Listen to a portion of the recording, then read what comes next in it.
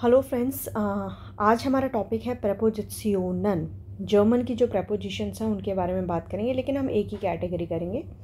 तो प्रेपोजिशंस क्या होती हैं? आपका सबसे पहले क्वेश्चन उठता है कि प्रेपोजिशंस क्या हैं। देखो, इसको समझने का तरीका ये है, यहाँ पर एक वर्ड दे रहा है पोजीशन, पोजिशन। जर्मन में बोलेंगे पोजिशन और जर्मन में इंग्लिश में बोलेंगे पोजीशन। वो शब्द जो नाउन की पोजीशन बताए, वो शब्द जो नाउन की पोजीशन बताएं। ठीक है, क्या बताएं? नाउन की पोजीशन बताएं। उन शब्दों को प्रेपोजिशन कहते हैं। जैसे हमने बोला नाउन कहाँ है, ऊपर, नीचे, आगे, पीछे, through, all these are preposition. In, at, है ना, अंडर, ये प्रेपोजिशन है। या through, all these are preposition. जो नाउन की पोजीशन बताएं उसको प्रेपोजिशनल कहते हैं। तो प्रेपोजिशन ना 3 कैटेगरी में डिवाइड होते हैं, पहले वो जानते हैं। ठीक है, प्रेपोजिशन हमारे 3 कैटेगरी में डिवाइड होते हैं। किस कैटेगरी में डिवाइड होते हैं? प्रेपोजिशनल, ये 3 कैटेगरी में डिवाइड होते हैं। फिक्स्ड आकुजाटिव,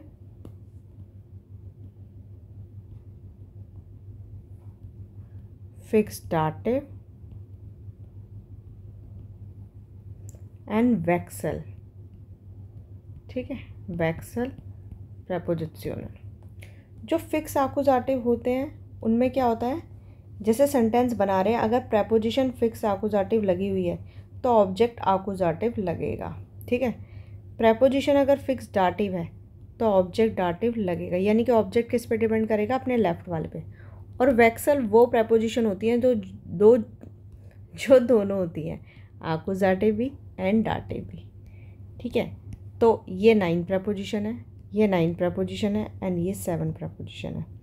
आज जो हम बात करेंगे वो इसकी बात करेंगे, फिक्स आकुजाटिव की। ठीक है, तो बेसिकली अभी तक जो हम सीख रहे थे, वो ये सीख रहे थे, हमारा सेंटेंस स्ट्रक्चर कुछ ऐसा होता है ना। हम सेंटेंस ऐसे बनाते हैं। अब जो सेंटेंस बनेगा वो ऐसे बनेगा। अभी सिर्फ मैं यहाँ तक की कैटेगरी। क्या कहने का तात्पर्य है? सब्जेक्ट मेरा नॉमिनेटिव है, वर्ब नॉमिनेटिव, तो ऑब्जेक्ट नॉमिनेटिव। ऑब्जेक्ट किस पे डिपेंड करता था? वर्ब पे, है ना। अभी तक हम करते थे सब्जेक्ट नॉमिनेटिव, वर्ब आकुजाटिव, तो ऑब्जेक्ट आकुजाटिव। सब्जेक्ट हमेशा नॉमिनेटिव रहता है, ये मत सोचना मैं कि एन क्यों लगा रही हूँ। वर्ब आकुजाटिव तो ऑब्जेक्ट आकुजाटिव, सब्जेक्ट नॉमिनेटिव रहता ही है, वर्ब डाटिव तो ऑब्जेक्ट डाटिव। अभी तक ऑब्जेक्ट किस पे डिपेंड कर रहा था? अपने बगल वाले पे, लेफ्ट हैंड साइड वाले पे। अब क्या है? सब्जेक्ट नॉमिनेटिव, वर्ब चाहे कुछ भी हो, नॉमिनेटिव हो, आकुजाटिव हो या डाटिव हो, मैटर ही नहीं करता। अगर प्रेपोजिशन फिक्स आकुजाटिव आ गई तो ऑब्जेक्ट आकुजाटिव ही लगेगा। सिमिलरली सब्जेक्ट नॉमिनेटिव रहता ही है, वर्ब चाहे कुछ भी हो, मैटर ही नहीं करता। अगर प्रेपोजिशन फिक्स डाटिव आ गई तो ऑब्जेक्ट डाटिव ही आएगा, यानी कि अब वो किस पे डिपेंड कर रहा है? अपने लेफ्ट हैंड साइड। जो भी उसके लेफ्ट हैंड साइड में होगा उस पर डिपेंड करेगा। अगर फिक्स आकुजाटिव तो ऑब्जेक्ट आकुजाटिव, अगर प्रेपोजिशन फिक्स डाटिव तो ऑब्जेक्ट डाटिव। पहले क्या था? वर्ब थी, तो वर्ब पे डिपेंड कर रहा था। राइट, समझ में आया? तो यहाँ पर वर्ब चाहे कुछ भी हो, यहाँ वर्ब चाहे कुछ भी हो, कुछ मैटर नहीं करता। कोई भी वर्ब हो हमारी हाँ, मान लो अगर यहाँ गलती से कोई ऑब्जेक्ट आया होता तो वो अपनी वर्ब पे निर्भर करता। वर्ब नॉमिनेटिव तो ऑब्जेक्ट नॉमिनेटिव आता, आकुजाटिव आता, डाटिव आता, डिपेंड करता। समझ में? अगर ऐसा कोई सेंटेंस बनता है, अदरवाइज नहीं है तो subject, verb, preposition and object. Right, sentence structure समझ में आ गया कि हम क्या करने वाले हैं? तो चलिए स्टार्ट करते हैं। तो आज जो हम करने जा रहे हैं वो करने जा रहे हैं फिक्स आकुजाटिव प्रेपोजिशनल। अब फिक्स आकुजाटिव, पहली बात, आकुजाटिव में क्या चेंजेस आते हैं? जो देयर है वो देन में चेंज हो जाता है, यानी कि जो प्रेपोजिशन लगेगी उसके बाद देयर देन में चेंज हो जाएगा, दी रहेगा, दास रहेगा, दी प्लूराल रहेगा। ये आपकी नॉमिनेटिव आकुजाटिव, नॉट नॉमिनेटिव आकुजाटिव, मैस्कुलिन, फेमिनिन, न्यूट्रल, प्लूराल की टेबल है। ये नॉमिनेटिव और ये आकुजाटिव। तो आकुजाटिव मतलब आपकी ये टेबल यूज़ होगी। राइट, मैस्कुलिन होगा तो आपका देन लगेगा, फेमिनिन दी, न्यूट्रल दास, ये तो सेम ही रहता है। क्लियर है, ये टेबल लगेगी। सेंटेंस स्ट्रक्चर मैं ऑलरेडी बता चुकी हूँ कि अब आपका यहाँ फिक्स आकुजाटिव प्रपोजिशन लगेगी तो ऑटोमेटिकली ऑब्जेक्ट आकुजाटिव लगेगा, चाहे वर्ब आपकी नॉमिनेटिव हो, आकुजाटिव हो, डजेंट मैटर, सब्जेक्ट तो नॉमिनेटिव होता ही है। ये सेंटेंस स्ट्रक्चर फॉलो होगा। ठीक है, ये दो चीज़ इंपॉर्टेंट समझ में आ गई। केस में क्या डिफरेंस आएगा और सेंटेंस स्ट्रक्चर क्या होगा। अब हमारी टोटल 7 प्रपोजिशंस हैं। पहली प्रपोजिशन, ठीक है,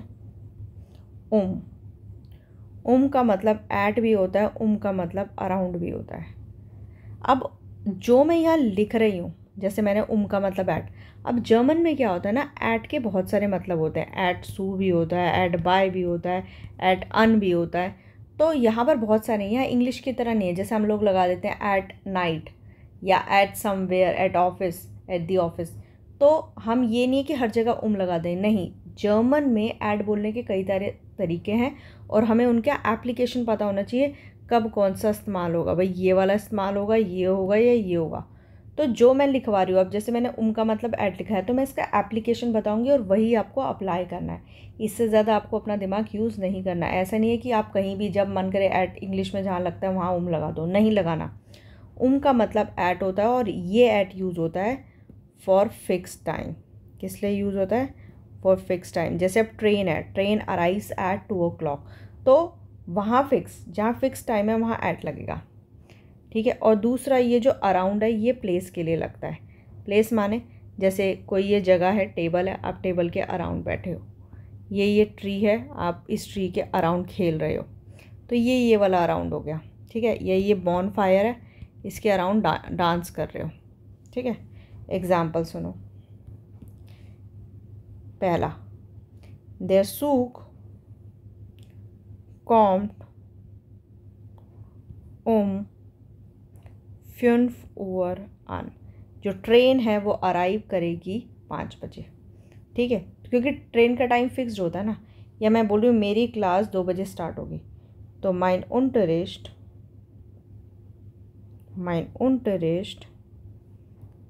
fängt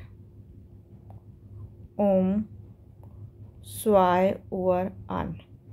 ठीक है, तो मेरी क्लास, अनफांगन क्या होता है? टू स्टार्ट, मेरी क्लास इतने बजे, क्योंकि टाइम, क्लास का टाइम फिक्स होता है ना। ऐसा तो नहीं है आज 2 बजे, कल 2:30 बजे, कल परसों 3 बजे। तो जो फिक्स टाइम होता है उनके लिए लगता है। Next, around.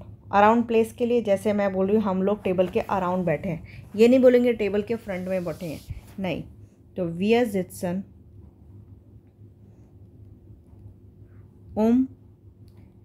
den Tisch। टिश का आर्टिकल देर होता है, देन में चेंज हो गया। क्लियर है, ये लगा, हमारी फिक्स आकुजाटिव प्रपोजिशन लगी, ऑब्जेक्ट आकुजाटिव लग गया। क्लियर है। अब आप पूछोगे ऊपर क्यों नहीं लगा? क्योंकि टाइम से पहले आर्टिकल नहीं लगता।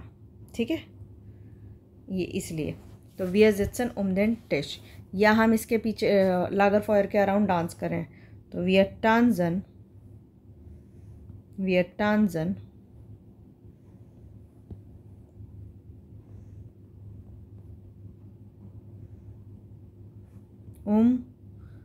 das Lagerfeuer। Lagerfeuer होता है bonfire, right. Lagerfeuer means bonfire. क्या एग्जाम्पल क्लियर हो गए उनके? अब चलते हैं नेक्स्ट।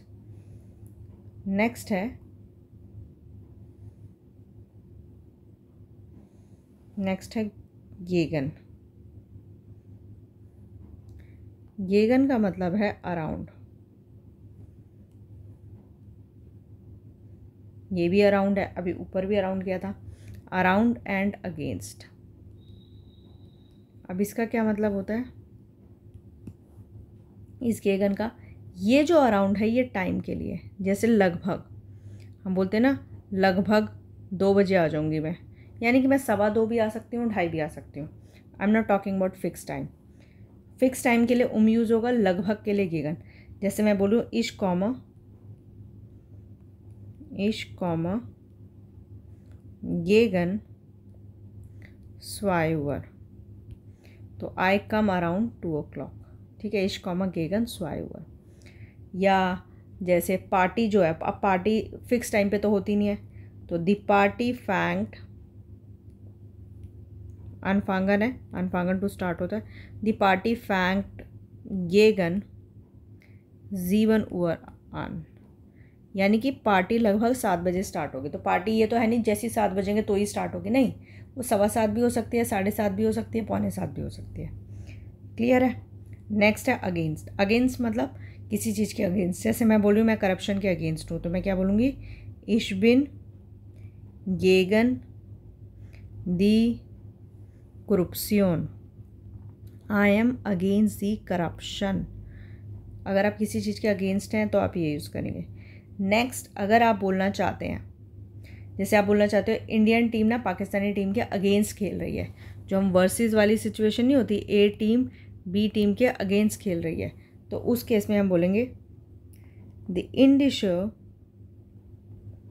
मनशाफ्ट, मनशाफ्ट होता है टीम, द इंडिशो मनशाफ्ट स्पील्ड गेगन दी पाकिस्तानिशो मनशाफ्ट, मनशाफ्ट मतलब टीम, राइट। एंड नेक्स्ट ई, तो जैसे फॉर एग्ज़ाम्पल आपने बोलना है कि जैसे हम कोई मेडिसिन लेते हैं तो हम बोलते हैं इंग्लिश में I am taking medicine for headache. अब हम हेडेक करने के लिए नहीं ले रहे, हम हेडेक के अगेंस्ट ले रहे हैं, तो कोई डिसीज़ के अगेंस्ट आप कुछ लेते हैं तो आप यूज़ करेंगे, तो इश नेम मेडिकमेंट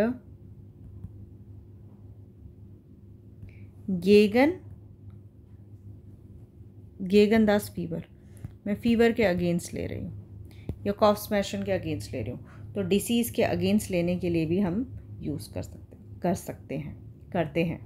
समझ में आया। तो चलिए थर्ड प्रेपोजिशन, थर्ड है हमारी फ्योर। फ्योर का मतलब फॉर होता है जैसे इंग्लिश वाला, और दूसरा होता है इन फेवर ऑफ, किसी चीज़ के फेवर में है। तो जैसे आप बोलना चाहते हो ये गिफ्ट तुम्हारे लिए है, जैसे इंग्लिश में बोलते हैं Das Geschenk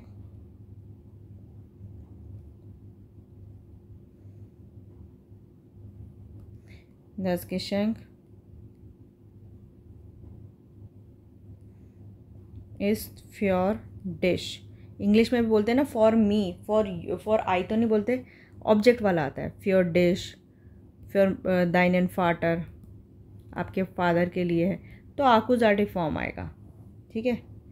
गिशेंक, GESCHENK, गिशेंक, राइट। गिशेंक मतलब गिफ्ट, तो फ्योर डिश या दाइन एंड फाटर आकुजाटिव आएगा फोर के साथ। या मैं बोलना चाहती हूँ मैं तुम्हारे लिए बुक खरीद रही हूँ, तो इश काउफ फ्योर डिश, तुम्हारे लिए आइन बुक, ऐसे बोल सकती हूँ।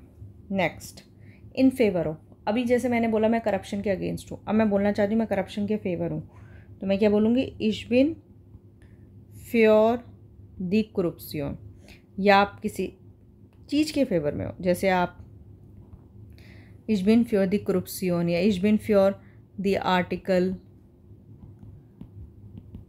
कुछ भी 1 2 3 मैं इसके फेवर में हूँ, ठीक है। ये हो गया फेवर वाला, और ये करप्ट वो वाला, आई मीन ये के लिए। क्लियर है इतना। फ्योर का सिंपल यूज़ है। नेक्स्ट फोर्थ है आपकी डुश। डुश का मतलब होता है थ्रू, ठीक है। तो जैसे फॉर एग्ज़ाम्पल आप बोलना चाहते हो, जैसे ये विंडो है, आप विंडो के थ्रू झांक रहे हो, विंडो होती है दास फेंस्टर, है ना। तो अगर आप ये बोलना चाहते हो मैं विंडो के थ्रू झांक रही हूँ, तो आप क्या बोलोगे, इज जेह डूश, इश जेह डूश दास फेंस्टर, मतलब विंडो के थ्रू देख रही हूँ। या अक्सर आपने देखा होगा कि आप बोलना चाहते हो कि ये दरवाज़ा है, दरवाजे के की होल से देख रहे हो आप, ठीक है, की होल होता है ना, तो क्या बोलेंगे, इज जेह डूश दास स्ल्यूशल लॉक, लॉक होता है होल, तो आप की होल के थ्रू देख रहे हो, या ये टनल है, आप टनल के थ्रू जा रहे हो, ये भी बोल सकते हो, या एक पार्क है, पार्क के थ्रू जा रहे हो, ये डॉग जो है पार्क के थ्रू जाते हैं ना, पार करके हम दूसरी तरफ, हम क्या बोल सकते हैं, देयर हुंड लॉफ्ट भाग रहा है, डूश देन पार्क, पार्क के थ्रू भागना, राइट, कि जो डॉग है वो पार्क के थ्रू भाग रहा है, देयर हुंड लॉफ्ट डूश देन पार्क, ठीक है, ये हो गया। या एग्जाम्पल आप चश्मे के थ्रू देख रहे हो, या इज देह डूश दी ब्रिल्ला, मैं चश्मे के थ्रू देख रही हूँ, ब्रिल्ला क्या होता है, चश्मा, ये ब्रिल्ला हो गया, क्लियर है। इस तरह से आप डूश के सेंटेंसेस बना सकते हो, थ्रू बेसिकली, माइक्रोस्कोप के थ्रू देख रही हूँ, की होल के थ्रू देख रही हूँ, विंडो के थ्रू देख रही हूँ, पार्क के थ्रू जा रही हूँ, टनल के थ्रू जा रही हूँ, तो आप कुछ भी बना सकते हो। लाउफन होता है भागना, जो डॉग है वो पार्क के थ्रू भाग रहा है, क्लियर है। तो ये हमारा ये हो गया डूश। नेक्स्ट है हमारा 5th वन, ओना। ओना का मतलब होता है विदाउट, ये तो बहुत ईजी है, के बिना, जैसे मैं बोलना चाहती हूँ मैं चाय लेती हूँ शुगर के बिना, इश नेम टे ओना सुकर, मैं शुगर के बिना लेती हूँ, इश नेम टे ओना सुकर। अब बोलोगे आर्टिकल क्यों नहीं लगाया, जैसे खाने पीने की चीज़ें उनके साथ आर्टिकल नहीं लगता। इंग्लिश में भी आप क्या बोलते हो, I take tea without sugar, ये तो नहीं बोलते विदाउट द शुगर, है ना, या अ शुगर आ तो हो ही नहीं सकता, तो इश नेम टे ओना सुकर। या मैं बोल रही हूँ कि मैं टीना के बिना कीनो जा रही हूँ, इश गेह ओना टीना इन स्कीनो, टीना के बिना मैं कीनो जा रही हूँ, या ओना टीना गेह इश इन स्कीनो। या जैसे बोलते हैं ना I can't live without you, तो इश कानिस्ट ओना डिश लेबन, I can't live without you, ठीक है।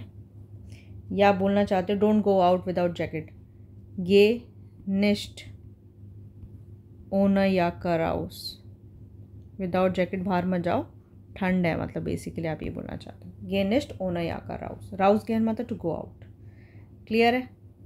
नेक्स्ट 6th है आपकी बिस। बिस का मतलब टिल होता है, उसमें आर्टिकल लगाने की ज़रूरत नहीं है। जैसे आप बोल रहे हो ये ट्रेन चंडीगढ़ तक जाएगी, देयर सूक फेयर्ड बिस चंडीगढ़ तक जाएगी, ठीक है, देयर सूक फेयर्ड बिस चंडीगढ़। या बोलना चाहते हो हमारी क्लास इतने से इतने बजे तक होगी, देयर ओन टूरिस्ट इस्ट फॉन आक्ट बिस सेन ओवर, ठीक है। तो फॉन होता है फ्रॉम, और ये हो गया टिल, इतने से इतने बजे तक है, तो इसको भूल जाओ अभी, बिस मतलब टिल। या आपने ये भी सुना होगा बिस मॉर्गन मतलब सी यू टुमारो, है ना, हालांकि स्मॉल लिखते हैं बट स्टार्ट कर रही हूँ इसलिए लिख रही हूँ, बिश बेटर, तो ये फिक्स एक्सप्रेशन है, सी यू लेटर इस तरह आते हैं, क्लियर है। टिल, ये टिल है। एंड नेक्स्ट लास्ट वाला 7th नंबर, दैट इज़ एंटलांग। एंटलांग मतलब अलोंग। अच्छा, इसकी खास बात क्या है, ये बाद में आती है, सब्जेक्ट वर्ब ऑब्जेक्ट पहले आता है, प्रेपोजिशन बाद में आती है, इसमें स्ट्रक्चर थोड़ा चेंज हो जाता है। नॉर्मली प्रेपोजिशन यहाँ आती है ना, बट यहाँ ना आके अब आगे आएगी, ठीक है। तो अलोंग का क्या मतलब है, जैसे फॉर एग्ज़ाम्पल ये बीच है, आप इसके अलोंग चल रहे हो, ये रोड है, रोड के अलोंग चल रहे हो, साथ साथ चलना, ठीक है। ये रिवर है, रिवर के अलोंग चल रहे हो आप। तो जैसे इश गेह देन स्ट्रांड एंटलांग, मैं बीच के अलोंग चल रही हूँ, जिस साथ साथ नहीं चलते, बीच बह रहा है और आप साथ साथ चल रहे हो। तो ich gehe den Strand entlang, या स्ट्रीट के अलॉन्ग चल रहे हो तो ich gehe die Straße entlang। समझ में आया? Straße दी होता है तो दी रहेगा, स्टांड देर होता है तो देन में चेंज हो गया। या ich gehe den Fluss, फ्लूस देर होता है, फ्लूस का मतलब रिवर, entlang। क्लियर है? मैं ये बाद में आएगी। स्ट्रांड मतलब बीच, स्त्रासा मतलब स्ट्रीट, एंड फ्लूस मतलब रिवर, और एंटलांग बाद में आएगा। ठीक है, ये एक ही प्रपोजिशन है आकुजाटिव वाली जो बाद में आती है कि मैं किसी चीज़ के अलॉन्ग चल रही हूँ। राइट, ये हमने 7 प्रपोजिशन किए हैं, इसको एक बार मैं समराइज़ कर देती हूँ। पहली कौन सी है? जिसका मतलब एट एंड अराउंड होता है। एट यूज़ होता है फिक्स टाइम के लिए, अराउंड होता है जगह के लिए, जैसे मैं अराउंड द ट्री बैठी हूँ। फिर आता है गेगन, गेगन का मतलब होता है अराउंड, ये होता है लगभग के लिए, मैं लगभग, ये टाइम के लिए यूज़ होता है। एंड देन दूसरा अगेंस्ट, मैं इस चीज़ के अगेंस्ट हूँ। तीसरा ओना, ओना का मतलब होता है विदाउट, मैं चाय शुगर के बिना लूँगी। फोर्थ डूश, डूश मतलब थ्रू, जैसे मैं विंडो के थ्रू झांक रही हूँ, है ना, टनल के थ्रू जा रही हूँ। देन बिस, बिस मतलब टिल, यहाँ तक, ये गाड़ी चंडीगढ़ तक जाएगी। देन आपका कौन सा रह गया? फ्योर, फ्योर मतलब फॉर या इन फेवर ऑफ, आप किसी चीज़ के फेवर में हो तो आप ये यूज़ करोगे अगर फॉर, जैसे this gift is for you. And seventh is एंटलांग, एंटलांग मतलब अलॉन्ग, तो अलॉन्ग द बीच मैं जा रही हूँ। तो ये हमारी फिक्स आकुजाटी प्रपोजिशन थी। आई होप आपको समझ में आया होगा। पूरी वीडियो दोबारा से देखना तो आपको अच्छे से वापस से समझ में आ जाएगा, और जो मैंने एप्लीकेशन बताई है वही अप्लाई करनी है। ये नहीं कि अपने मन से कुछ भी लिख दिया या अपना इंग्लिश से देखा कि वहाँ पर ये प्रपोजिशन आ रही है तो जर्मन में भी एज इट इज़ कॉपी कर दिया, ये नहीं करना। राइट, ये हमारी जर्मन की फिक्स आकुजाटी प्रपोजिशंस है, एंड इसमें आकुजाटिव केस ही लगेगा, 7 है। और इसको याद करने का ट्रिक भी बता देती हूँ। याद करने का ट्रिक है, यहाँ पर बता देती हूँ। बो फज, बो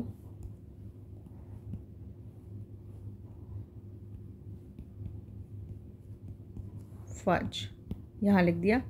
बी फॉर बिस, O for owner, F for fjord, U for D for dush, G for gegen, and E for entlang। बो फच करके याद कर लेना। ये हमारी आपकी फिक्स आकुजाटिव प्रपोजिशन है और इसमें आकुजाटिव केस लगेगा। बाकी इस तरह की इंटरेस्टिंग चीज़ें आपको जाननी हो तो आप हमारे इंस्टा पे भी आ सकते हैं। इंस्टा अकाउंट है जर्मन विद मोनिका, इंस्टा पर जाइए, वहाँ पर भी आपको काफ़ी कुछ लर्निंग कंटेंट मिलेगा। क्लियर है? आई होप आपको समझ में आया होगा। Thank you very much.